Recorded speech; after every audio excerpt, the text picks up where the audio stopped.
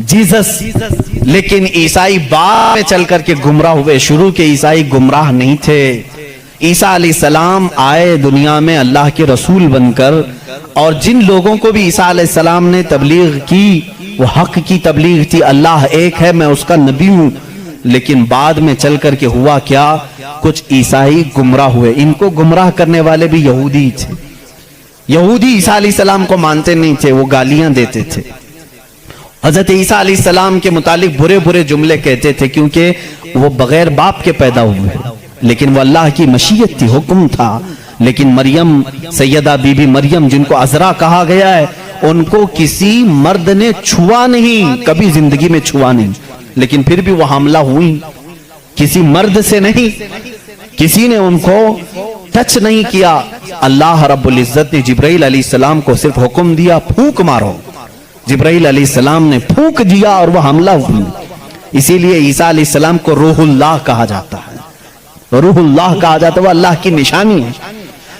लेकिन बाद के ईसाई गुमराह हुए, ये क्या कहने लगे, नहीं, इनमें आकर के भी इन्होंने ही शरपसंदी फैलाई है यहूदियों ने, कि नहीं, ईसा जो है वो दर हकीकत खुदा का बेटा है, मरियम खुदा की बीवी है और ईसा बेटे हैं। इसलिए कुछ लोग ट्राइनिटी के कायल हो गए, तसलीस जिसको कहते हैं, तीन खुदाओं को मानना, ये ईसाइयों के दीन में आ गया। ये तीन तीन खुदा मानने लग गए, एक अल्लाह को भी मानते हैं, दूसरे रूह मुकद्दस को बाज लोग, और बाज लोग बीबी मरियम को खुदा कहते हैं, तीसरे हजरत ईसा अलैहिस्सलाम जीसस गॉड कहते हैं, मरियम को मैरी कहते हैं, मैरी भी गॉड है, और अल्लाह रब्बुल इज्जत को ये फादर कहते हैं, गॉड फादर कहते हैं। बहुत सारे मुसलमान ये जुमला यूज करते हैं, वो हमारे गॉड फादर हैं, फलां गॉड फादर है। हरगिज ना इस्तेमाल करें, अल्लाह को बाप कहना इस्लाम में जायज ही नहीं। लम यलिद वलम यूलद, ना उससे कोई पैदा हुआ ना वो किसी से पैदा हुआ, हमारा अकीदा ये। लेकिन ईसाई बाद में गुमराह हुए और वो तीन खुदाओं का अकीदा रखने लग गए। अब मैं आकर के चलता हूं आगे। ईसाइयों को अगर मैं बताऊं कि तुम्हारे दीन में असल बात क्या है, जो ईसा अलैहिस्सलाम कह गए, जो आज तुम नहीं कर रहे हो, वो सिर्फ यही बात है। ईसा अलैहिस्सलाम अपने हवारियीन से कहते हैं, मैं तुम्हें एक जरूरी बात सुनाता हूं जिसको सुनना जरूरी है। इसका हवाला भी मैं दे दूं, ये कहां है, ये बात कहां है, क्योंकि मेरी बातों का हो सकता है रीवेरिफिकेशन हो, क्रॉस वेरिफिकेशन हो, और मालूमात करने के लिए मैं आपको हवाला देता हूं, रेफरेंस देता हूं। ईसाइयों की जो मुकद्दस किताब है उसको न्यू टेस्टामेंट कहते हैं, बाइबल भी कहते हैं। ओल्ड टेस्टामेंट जो तौरात है, न्यू टेस्टामेंट जो बाइबल है। आप सबको ये नॉलेज होनी चाहिए, मालूमात हो। ईसाइयों की ये मुकद्दस किताब बाइबल, ये एक नहीं है, ये चार है, चार हिस्से हैं इसके, क्योंकि ईसा अलैहिस्सलाम के चार शागिर्दों ने लिखा है। बाइबल के चार नुस्खे आज भी मार्केट में हैं। बाइबल मत्ती की, जिसको मैथ्यू कहते हैं इंग्लिश में, बाइबल लोका की, जिसको लोक्यो कहते हैं, बाइबल मिरकस की, जो अरबी में मैं कह रहा हूं उसको मार्क्यूस कहते हैं, और यूहन्ना की, जिसको जॉन कहते हैं, जैसे जॉन जोसेफ कहते हैं, जॉन इब्राहिम को अब्राहम कहते हैं। ये तमाम वही अल्फाज हैं जिनको इंग्लिश में तब्दील कर दिया गया है। बात बहुत सूखी तो नहीं हो रही है आपके लिए, ये नॉलेज की जरूरत है। मैं इल्म के लिए ये बात जरूर आज करना चाहता हूं। मोहम्मद हमारे बड़ी शान वाले हैं। मेरे आका सल्लल्लाहु तआला अलैहि वसल्लम का तज़किरा आखिर अल्लाह ताला पुरानी किताबों में कैसे नहीं करेगा, वही अव्वल हैं, वही आखिर हैं, तो अव्वल हमेशा से उसकी का वजूद दुनिया में रहेगा ही रहेगा।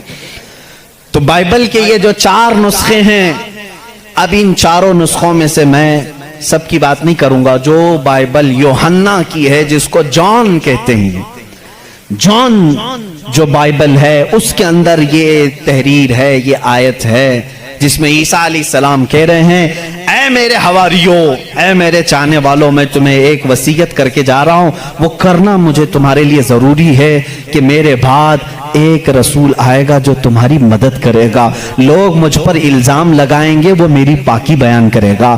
لوگ میری ماں کو برا کہیں گے، وہ میری ماں کو طاہرہ کہے گا، پاکیزہ کہے گا۔ اور میرے بعد ایک نبی آئے گا، تم سب اس کے انتظار میں رہنا اور اس کے انتظار میں رہنا اور اس کے تعاون میں رہنا۔ لوگوں نے پوچھا ہم اس کو کیسے پہچانیں، اس کو کیسے پہچانیں، وہ کہاں سے آئے گا، کیسے آئے گا؟ عیسیٰ علیہ السلام نے وہ بھی ہلکا کر دیا اور کہا اس کی ایک علامت یہ ہے، جب تک میں دنیا سے جاؤں گا نہیں وہ آئے گا نہیں، جب تک میں دنیا سے جاؤں گا نہیں وہ آئے گا نہیں۔ پوچھا کیوں؟ کہا اس لیے کہ اس کے زمانے میں دوسرا کوئی نبی ہوگا ہی نہیں، کیونکہ وہ خاتم النبیین۔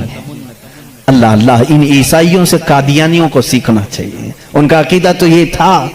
عیسیٰ علیہ السلام یہ اپنے حواریین سے کہہ رہے ہیں، جان بائبل کی کتاب، اس میں یہ تحریر موجود ہے، یہ عبارت موجود ہے۔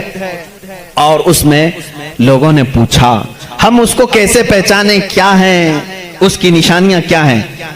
تو ایک یونانی ورڈ ہے، آج بھی بائبل میں ہے، پیریکلیٹوس نام سے، انگلش میں اس کو پیریکلیٹوس کہتے ہیں۔ یہ لفظ آج بھی کتابوں میں موجود ہے، آج بھی ہے، اور ان ظالموں نے اس کا ترجمہ الگ الگ کیا۔ عیسیٰ علیہ السلام نے کہا تھا کہ وہ پیریکلیٹوس ہوگا، تم اس کو پہچانو گے، تو اس کا ترجمہ یہ لوگ کرتے ہیں وہ ایسا ہوگا ویسا ہوگا، بلکہ حقیقت میں یہ یونانی ورڈ کا ترجمہ ہوتا ہے نہایت ہی رحم دل، بلکہ ہر انسان کے لیے وہ رحمت ہوگا، ہر انسان کے لیے رحمت ہوگا۔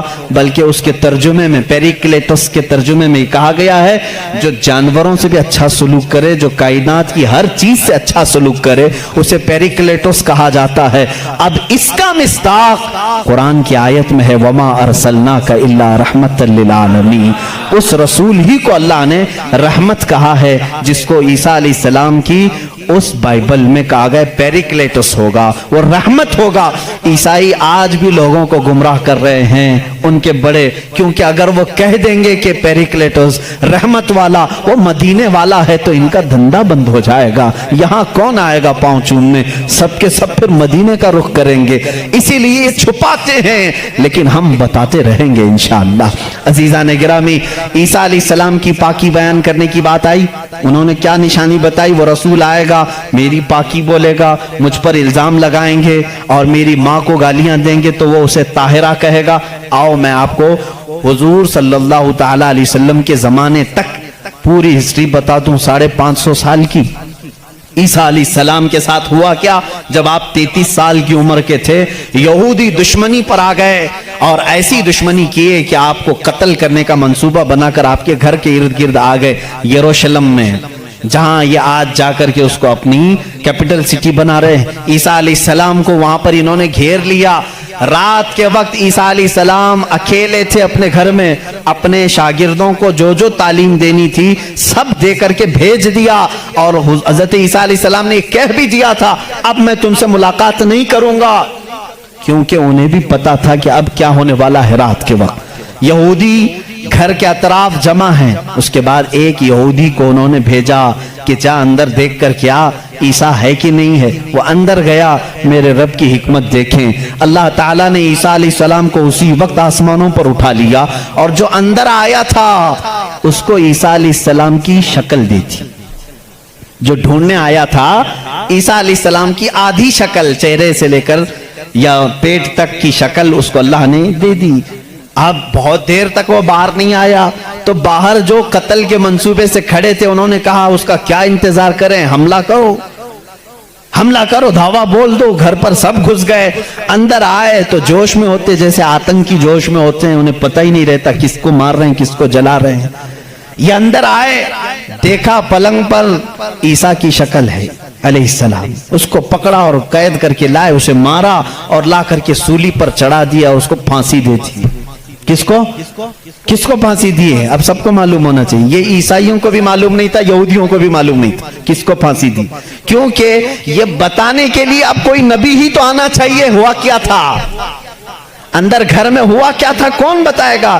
یہودی جلدی سے پکڑ کر لا کر پھانسی تو دے دیے، لیکن بعد میں ان کو خود کو ٹینشن ہونے لگا کہ ہم نے عیسیٰ کو پھانسی دی تو ہمارا آدمی کہاں گیا؟ جس کو چیکنگ کے لیے بھیجا تھا وہ غائب بھی ہو گیا، وہ کہاں گیا؟ اور اگر یہ ہمارا آدمی ہے، کیونکہ نیچے سے ہمارا ہی دکھ رہا ہے، پیروں تک اللہ نے بدلا نہیں تھا، آدھی شکل اللہ نے عیسیٰ علیہ السلام کی دی تھی، نیچے سے دیکھنے میں تو یہ ہمارا ہی لگ رہا ہے، اور یہ اگر ہمارا ہے تو پھر عیسیٰ کہاں گئے؟ اسی ٹینشن میں معلوم ہے 500 سال گزر گئے، اس ٹینشن میں 500 سال گزر. اب بیچارے عیسائیوں کو یہ بھی نہیں معلوم تھا. عیسائیوں کو کون بتائے گا؟ کیونکہ عیسیٰ علیہ السلام کے بعد سے لے کر ہمارے نبی تک بیچ میں کوئی نبی نہیں آئے، کوئی نبی نہیں آئے. عیسیٰ علیہ السلام کو آسمانوں پر جب اٹھا لیا گیا تب سے تاریخ شروع ہوئی. جو آج ہم تاریخ میں بیٹھے ہوئے ہیں 2021 میں، یہ 2021 سے پہلے کا واقعہ ہے. اب تاریخ وہاں سے شروع ہوئی. ٹھیک 570 سال گزر چکے تھے. عیسیٰ علیہ السلام کو آسمانوں پر اٹھا لیا گیا. جھگڑے چلتے رہے عیسائیوں کے اور یہودیوں کے. یہ ان کو قتل کرتے تھے، وہ ان کو قتل کرتے تھے. کئی بار بیت المقدس کو لوٹا گیا. کبھی عیسائی وہاں پر قابض ہوتے تھے، کبھی یہودی قابض ہوتے تھے، کیونکہ عیسائیوں کے لیے بھی مقدس تھا، یہودیوں کے لیے بھی مقدس تھا. لڑائیاں چلتی رہتی تھی. وہ عیسیٰ علیہ السلام کو گالیاں دیتے تھے اور ان کو کہتے تھے کہ وہ فلاں سے پیدا ہوا، فلاں سے پیدا ہوا. بی بی مریم کو زنا کی تہمت لگاتے تھے. عیسائی صفائی دیتے رہتے تھے، نہیں وہ اللہ کی طرف سے آئے تھے. بعد میں پھر ان کا بھی بگڑ گیا عقیدہ. نہیں، اگر یہ بار بار کہہ رہے ہیں کہ عیسیٰ کے باپ نہیں تھے، کیسے ہو گئے کیسے ہو گئے، تو عیسائی بولنا شروع کر دیا ان کا باپ تو اللہ ہی تھا، خدا ہی تھا. تو یہ ان سے بچنے کے لیے اسی ٹینشن میں 550 سال چلے گئے. پھر میرے آقا صلی اللہ تعالیٰ علیہ وسلم تشریف لائے. جب مدینہ طیبہ میں آئے تو ان لوگوں کے جھگڑے دیکھے. مدینے میں عیسائی بھی تھے، یہودی بھی تھے. اور حیرت کی بات میں آپ کو بتاؤں، مدینے میں عیسائی بھی تھے، یہودی بھی تھے. کیوں تھے یہ لوگ پہلے سے یہاں پر؟ بڑا طویل واقعہ ہے. یہ گاؤں بھی نہیں تھا، شہر بھی نہیں تھا، کچھ بھی نہیں تھا. مدینہ کچھ بھی نہیں تھا. ایک بار یمن کا بادشاہ وہ حج کے لیے آیا تھا، خانہ کعبہ کا طواف کرنے کے لیے. اس کے ساتھ 700 علماء تھے. کتنے؟ 700 علماء تھے. وہ جب واپس جا رہا تھا تو وہ علماء جو تورات بھی جانتے تھے، انجیل بھی جانتے تھے، انہوں نے ساری علامتیں میرے نبی کے آنے کی پڑھ لی تھی. انہوں نے زمین کو دیکھا اور پہچان لیا. کہا وہ آخری رسول جو آئیں گے وہ اسی زمین پر آئیں گے، کیونکہ ہماری کتابوں میں لکھا گیا ہے عرب کے صحرا میں ایک چٹیل میں ایک زمین ایسی ہوگی جو پہاڑوں سے گھری ہوگی اور درخت کھجوروں کے کثرت سے ہوں گے، وہاں ہریالی ہوگی، اس کے بیچ میں وہ رسول آخری زمانے میں آئے گا. ان لوگوں نے پہچان لیا یہی زمین ہے. تو وہ عیسائی اور یہودی جو علماء تھے، وہ 700 علماء بادشاہ کے ساتھ جانے سے منع کر دیا. انہوں نے کہا ہم یہیں رہیں گے اور اس نبی کا انتظار کریں گے، وہ جب آئیں گے ہم ان کے انتظار میں رہیں گے. تو مدینہ بسایا گیا تھا کس کے لیے؟ میرے نبی کے انتظار میں. اس سے پہلے وہاں آبادی نہیں تھی، کوئی آبادی نہیں، اور بسایا ہی نہیں یہودیوں نے. یہودی ہی انتظار میں آ کر کے مدینے میں رہے. اور اتنا ہی نہیں، وہ بادشاہ نے ان کے لیے سب کے لیے گھر بنائے، ایک آبادی بنی، اور اپنا ایک لیٹر بھی دے کر کے گیا کہ اگر وہ نبی آ جائیں تو میرا یہ خط ان کو دے دینا کہ میں بھی ان پر ایمان لاتا ہوں.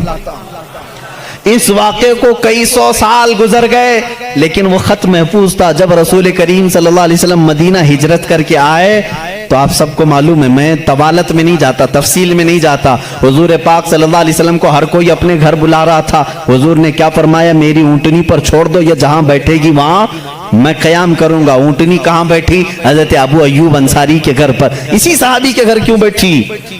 حضور صلی اللہ تعالیٰ علیہ وسلم اس گھر میں مہمان ہوئے حضرت ابو ایوب انصاری کے. روایت یہ ملتی ہے کہ دوسرے ہی دن ابو ایوب کے پاس، انصاری رضی اللہ تعالیٰ عنہ کے پاس، وہ لیٹر موجود تھا جو بادشاہ نے دیا تھا.